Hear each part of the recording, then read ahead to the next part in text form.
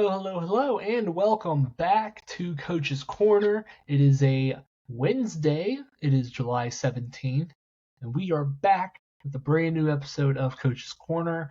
I have a decent amount to get into, a little bit of a slower news day, but we still find the topics in the weeds. We have a situation of will he stay or will he go? This all-pro receiver could be moving on to a different team sooner than you think.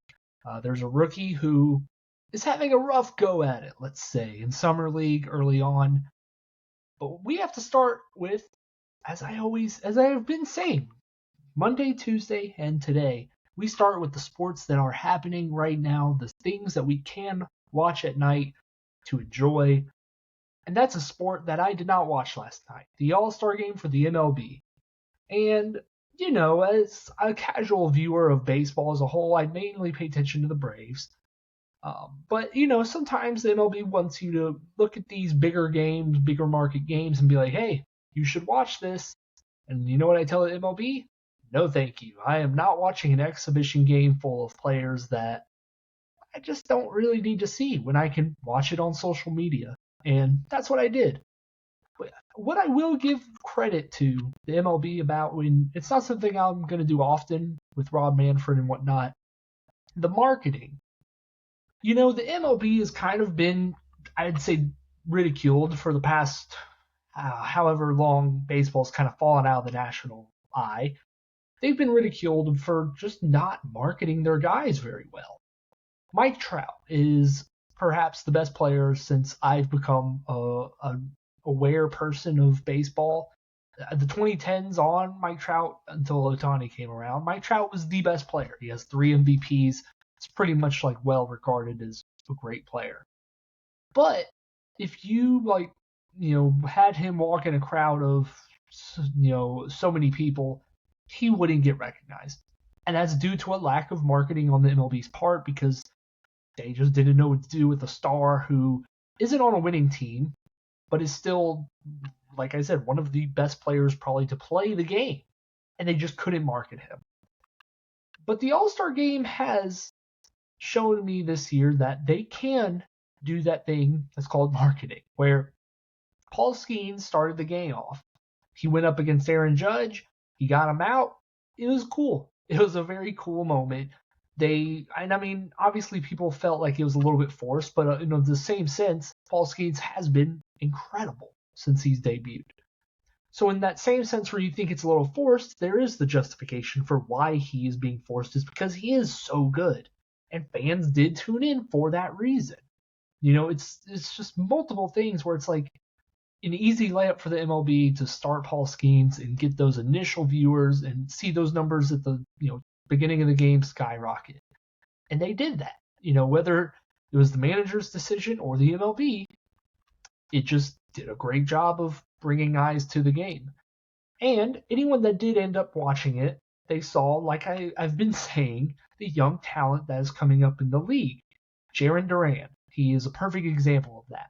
The Boston Red Sox they're in the playoff race. They're in the wild card race. They've been actually kind of pretty good despite not spending money.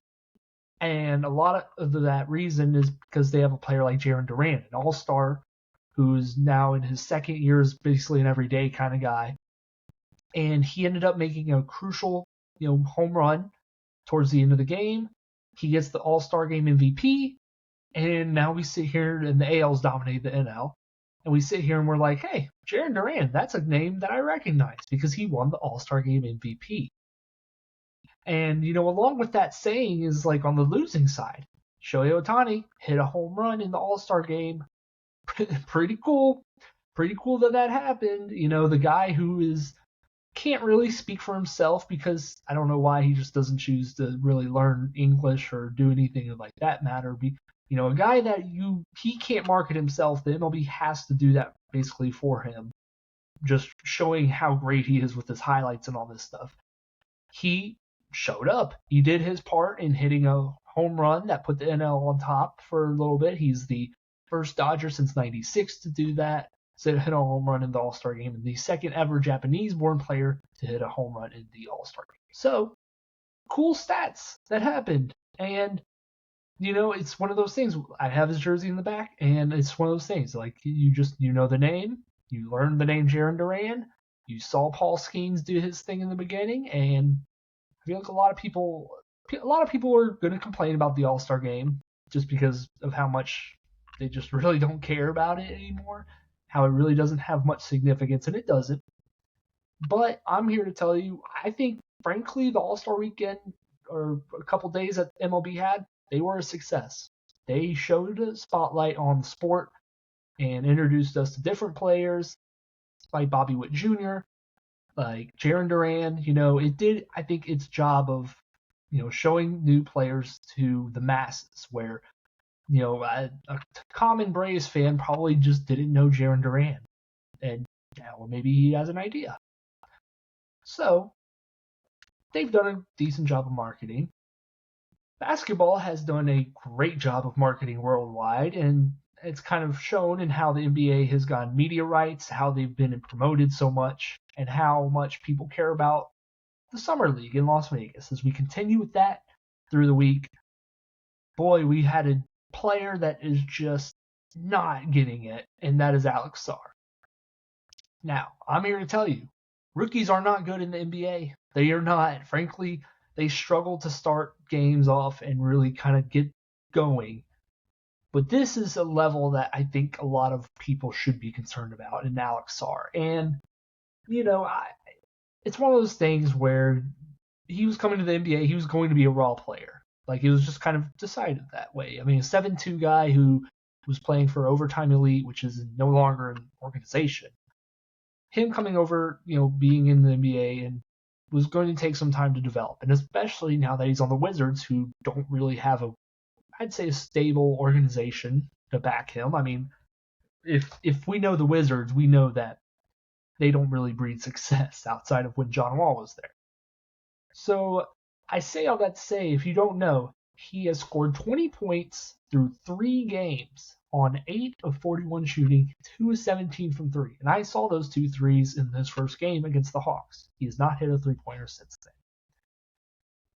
then. And it's one of those things, I liked Sarr's potential. A 7'2 player, hypothetically, that can shoot, that can, dribble a little bit, that can play defense because he's so lanky. I like the potential of that.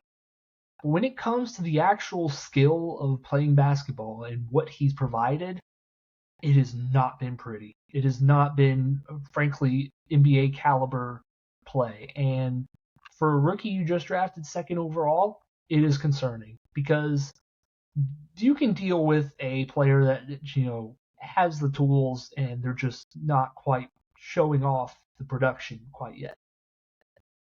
But the thing is Sarr isn't even reaching, I think, that level that you want him to in Summer League where he's doing just enough on offense to be a quality player. Right now, he is a black hole on offense. And I mentioned, Joel Embiid is that kind of player where he's a black hole on offense, but sometimes he can get to a spot and score. Alex Sarr is not even doing that.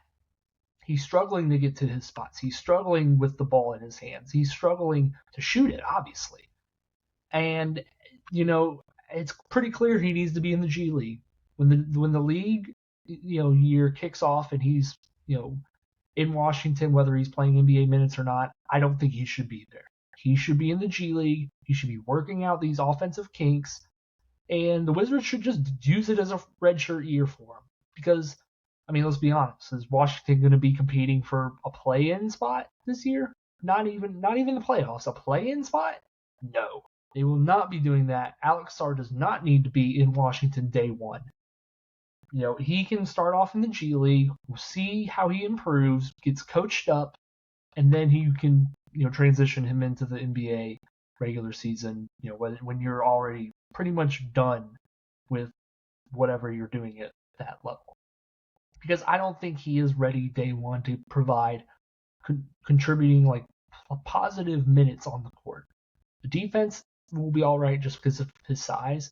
The offense is, it's not even playable. Like, it's just not even going to be it's just a player out there clogging space with, he has the abilities, but he's just not converting on it. He needs to figure out how to deal with the ball in his hands, and I think he can do that in the G League.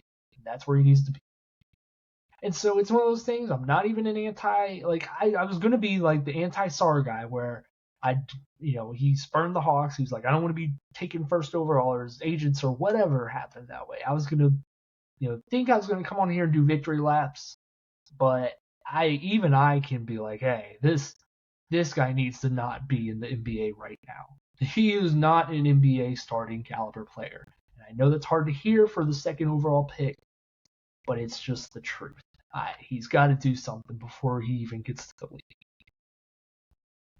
And, speaking of guys that are in the league and they are doing things and saying things, Aaron Rodgers has said some things in the past week. And I know what you're thinking. Where is he going with Aaron Rodgers saying things? He does that all the time, and they're normally not good, and they're normally not related to sports. But this is where I'm going to put on my Brian Windhorst, hat. But where there's smoke, there's fire. And on ESPN's Get Up morning show, they've connected some dots here and speculated that maybe there's a certain player that wants to reunite with Aaron Rodgers. That guy is Davante Adams. And it's one of those things where both sides, or I'd say Adams' side has denied it. His agent said it was baseless accusations by the Get Up crew. And it's one of those things, if they're so baseless, then why are we making comments about it? Why are we bringing it up? If I'm the agent of the player, I think we can kind of just politely say, like, internally, hey, this isn't real. What are we doing? They're just talking on TV. But when you have Aaron Rodgers going around all week and kind of making comments at Lake Tahoe golf tournament and being like, hey, this guy, if he ever comes and leaves his team, he's definitely going to come with me. I want to be with Davante Adams again.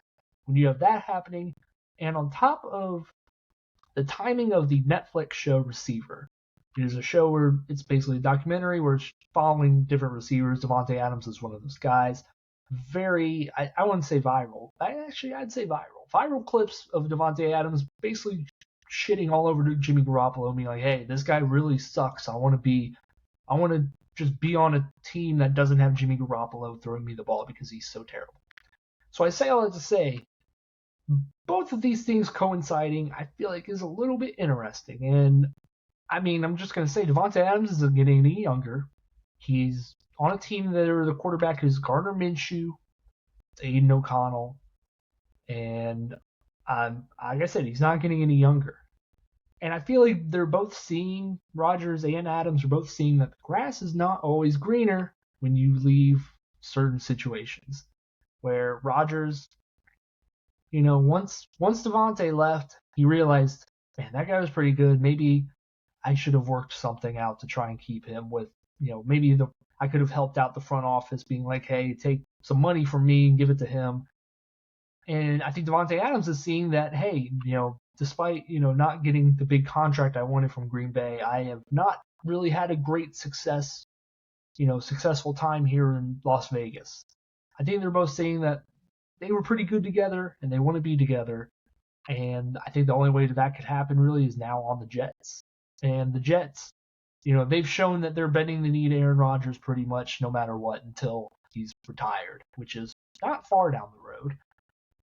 So I say all that to say, I think there is a really good chance that Davante Adams is not a Raider by the start of the season. I think there's a more than 50% chance he's not a Raider by the midpoint of the season.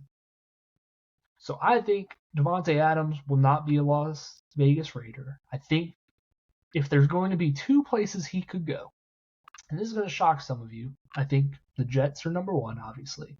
But number two, I think the Kansas City Chiefs could definitely make a play for Davante Adams if their receiving core, which I like, they have good players. They signed Hollywood Brown, which is a very underrated signing, very cheap deal he's on.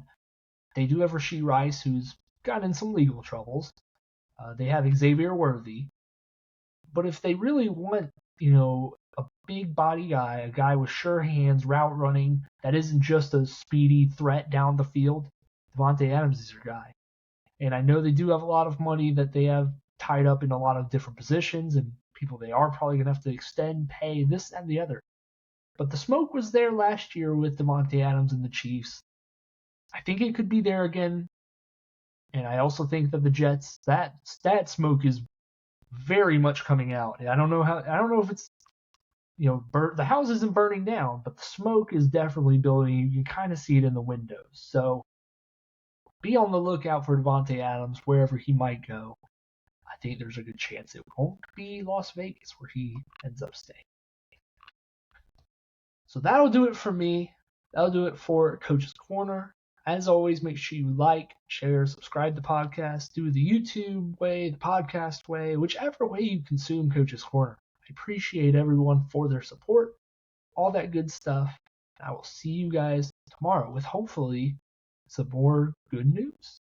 I don't know. We'll see. Either way, goodbye.